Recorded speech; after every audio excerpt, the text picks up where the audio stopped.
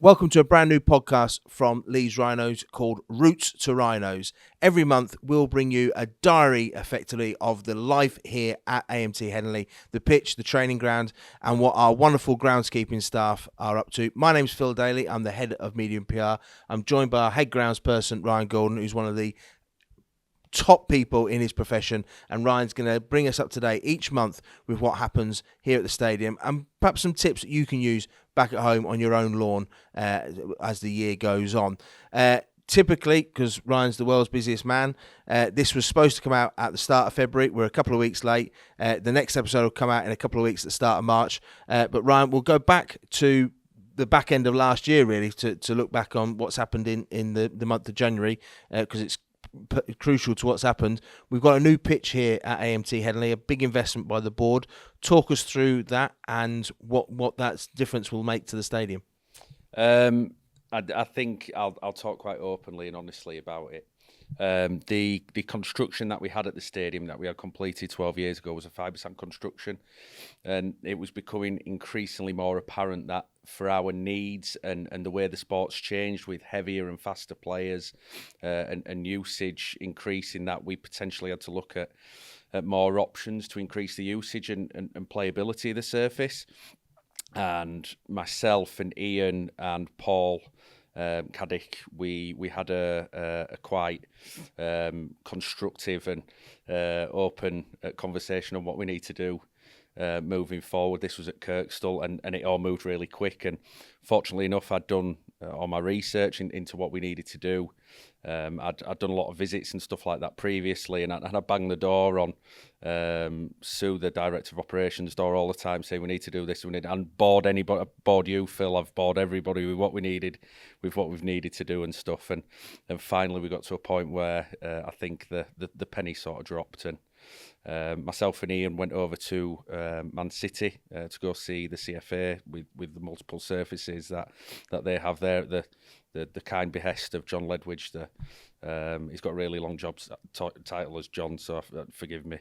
And he took us over there, and I bounced off a lot of other grounds within the country that I respect. Dougie Robertson at West Ham, for one, and Michael Curran at Newcastle, and we decided upon getting the pitch stitched, which is a quite a general term that we use, but effectively it means that a machine comes in and it injects polyethylene fibres down to a depth of around 180 mil, and then we have about 20 mil showing at the top. And these are in a 2x2 centimetre matrix. And essentially what happens is we inject them fibres in. We did this in November. And the roots of the grass plant itself bind around these fibres and creates a firm, stable surface. And even when you lose grass cover, you always sort of keep or it looks like there's a density and there's the playability. You don't lose playability on it either. So it was a huge investment for the club. It was a significant one, and it's one that I'm very proud of, and one that us as a club, I feel we should be applauded for and proud of as well, because there's not a lot of clubs who've done what we did, sporting organisations at that time of year as well. So to do that, I think was great, and thanks to Sis as well, who were great with their project manager and leading it, and Evo from them guys. We did it in a really short time scale, and I was talking to you a lot about the 747 game, and 747. 745, that's it, yeah. So yeah, I keep getting confused. There's no aeroplanes involved. Yeah. Sorry, yeah. And we was in the lead up to that, and we had a couple of hiccups in the lead up. So I was constantly talking to you and Ian and the management team and stuff about things like that, and I was stressed, and I had more air actually before then, and it took 7 days at 24-hour constant intervals to do it. So we got there eventually, and it's paying dividends now with the usage and stuff that we've seen over the last 3 months since the start of pre-season. And as I mentioned at the start, Ryan is an expert. He lives and breathes this stuff. So what we'll do throughout this podcast, if there's bits where Ryan goes into very technical terminology, very simple terminology. Yeah. Sorry. I'll play the part of the thick one. easy role, easily adapt to that one. So we'll ask. So you mentioned there previously we were a fibre sand pitch. Just talk us through, because I think for people looking at their gardens, they see mud and grass grows on the top of the mud, and we cut the grass. And but that fibre sand structure was something that our former head groundsman Jason Booth brought in a number of years ago. Significant investment by the club. Sure. In that. So that fibre sand, what's the core of the pitch made of? So essentially, imagine it's just a basic construction. So we have gravel bands at 4 metre laterals. They lead off to the ring main, which then leads underneath the south stand into the main drain, and then we build up through our gravel layer, and then root zone, and then into our sand layer, and then into our fibre sand layer. Fibre sand's a mixture of polypropylene fibres and sand. So essentially, any pitches that anybody sees now, especially at high level sport, and a lot working the way through, even the League Ones and League Twos now in football, and the National League especially. Imagine we're not growing grass on soil, we're growing grass in sand. So when you see guys watering before games, in football, a lot of it's for the playability, so the ball rolls and stuff like that. But essentially, if you see me watering here, especially when we have multiple games like the triple header and stuff like that last year, I'm watering because I need to hold the profile together, not because I want to try and make the ball slippier or make people slip or anything like that. I literally want to try and it firms the surface up, so I literally need to try and keep as much moisture in there as possible. So that is, it's as I've said before, it was probably 2 generations ago now, that technology, and we've just moved forward to now. So I'm really pleased. And you mentioned there that the cyst system is 20 mil above the surface. The grass, presumably, will grow above that. So once we get into spring and summer, you won't see that level. Yeah, that's a great question, Phil. We depends on the conditions, it depends on weather and things like that. But generally through the season, we generally at the height of summer be at 25. Your football guys are generally be sort of 21, 22s probably more so. A lot of it's relative to surface firmness, the weather, player feedback, coaches' feedback and things like that. There's coaches before Brian Mack before wanted the fastest pitch possible. So we were down to sort of 2021, which is really tough on ryegrass. But I don't think he cared, no matter how much I moaned at him. Rowan not so much. And Brad just wants a good pitch. So I'm pleased we've got stitched actually, because I won't want to be getting it in the neck off him either. So yeah.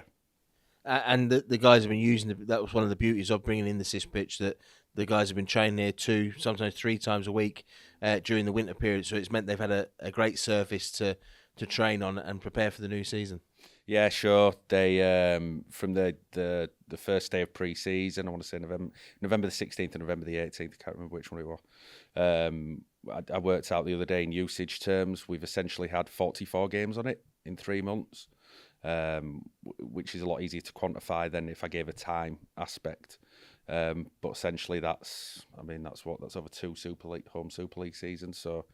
It is holding up well. We have lost a bit of grass cover from the usage and the drills, and you can talk with the coaching staff and the conditioning staff and Brad and things, and we ask them to move certain drills to certain places which they're really good with, because essentially we're not doing it for our own good, we're doing it for the betterment of everybody else. And also as well, the women's we're having the women train up here at the moment as well, taking advantage of the new pitch. So all in all, it's a great club-wide decision, and we're pushing the limits like we as usual as a club, generally because with the way the structure is with the management team and the board of directors and the ops board and stuff, Phil, and the conversations that we all have, sometimes we don't have a choice. And I quite like that because it allows us to be open and push the limits of especially my job of what we have. And then that's when I end up with guys asking me, how on earth have you managed to do that? So without that, it's I don't think our profession had moved forward. And of course, without stating the bleeding obvious, grass doesn't grow during the winter. So if it comes out of the ground, it's not going to come back in again until the spring. You do have lights and things here, but that can only do so much. You use it on specific areas. I remember the halfway spot, because it takes quite a bit of hammer. You've used that previously to do specific areas, but we're not football and we can't cover the pitch in lights to grow grass during the winter. Sure, there's everybody will have seen on whether it's Match of the Day or Sky Sports, the rigs being put out or being brought in and things like that. And there is a place for lights. They're sodium lights. The only problem is there's a lot of considerations with them. So we do have a certain number of rigs. You've got to think about how long it takes to get them on. The gap in between the training sessions. Are you going to get as much positive impact from using the lights as you want from the money it's going to cost to have them on as well, because electricity isn't cheap, and so I have to run up through all the usage costs from all that, and I'm constantly having to weigh up whether the cost effectiveness is worth it to us. And for the example, when we had the concert a couple of years ago and things, we knew that we needed to have them on a consistent time, so which you do need to have, but at the moment, because we're getting quite close to spring, I'm sort of rolling the dice as towards that. There's hopefully some sunshine around the corner, which is evident because the shade line's moving in from the north stand side now. So that's all I keep telling people. Yeah, and in terms of, you mentioned football there, the great point on that one is you've talked about the amount of workload that's already gone on the pitch, whether it's men's first team or the women's training on there. Generally, football, particularly Premier League pitches, are they're just the places of holy worship. They only get 90 minutes of football a week, maybe 10, 14 days for teams that aren't involved in European football. So they have a long time just to keep that pitch ready for that 90 minutes. They even have special goals, don't they, for the teams to warm up. They don't even use the actual goals in the ground, bring different ones in. So, I mean, pay your money, takes your choice, I suppose. But when you've got that much money in football, that I suppose that's the options they can take. It's everything. It's not really apples for apples, not necessarily because of the finance and things like that. It's the sports, the sport themselves. Rugby league is a far more abrasive sport than football, in my professional opinion. From what I've seen over the years, they're a lot heavier. There's a lot more dynamic movement. They wear longer studs. The game's more intense as well, like warm-ups. Warm-ups are getting a lot more intense and things like that. So one thing we're seeing more as well is fitness after games. That's becoming more prevalent in rugby league, which is obviously huge in football at the moment. But yeah, absolutely, the technology that is within football at the moment is huge. Unfortunately enough, they've got the resource to be able to provide what they need to do. But we're talking about some stadiums with floating pitches that go into car parks and things like that. And I'm just trying to keep foxes off ours at the moment. So I think that's where we are. Going back to sort of the diary of the stadium and looking particularly at January, in our heads we think of January, winter, frost, freezing temperatures, snow. Have you noticed in recent times that that's sort of changing slightly? We're actually getting damper winters now? Oh, 100%, yeah. Whether it's climate change, which obviously we suspect it is, the seasons are changing. We're finding that winter lasts longer. So maybe we always look around mid-March for surfaces to firm up for ourselves, and that's starting to move into the start of April now. And we're looking at sort of winter not starting in mid-November anymore. It's sort of December-ish time. So that affects everything for us and affects everything for me. So I have to try and base my feeding regimes of fertilising and base my seed budgets off based upon the usage of them sort of things. But certainly it's getting wetter. 100% getting wetter. So we're having to get our head around of potentially aerating a lot more and using wetting agents and things like that, penetrant wetting agents and stuff. But yeah, again, there's a cost aspect behind all that. So we're doing a bit of research into that at the moment. And in terms of the sort of the growth seasons of the grass, we mentioned there it's not growing at the moment. When would you last cut the pitch? Oh, it's a great question. Even with all the fertiliser and everything we put on with our programme, the last time we cut the pitch was the start of December. But it is getting close to needing a clip now. We probably won't use a cylinder mower just because I don't want to push any of the grass into the profile.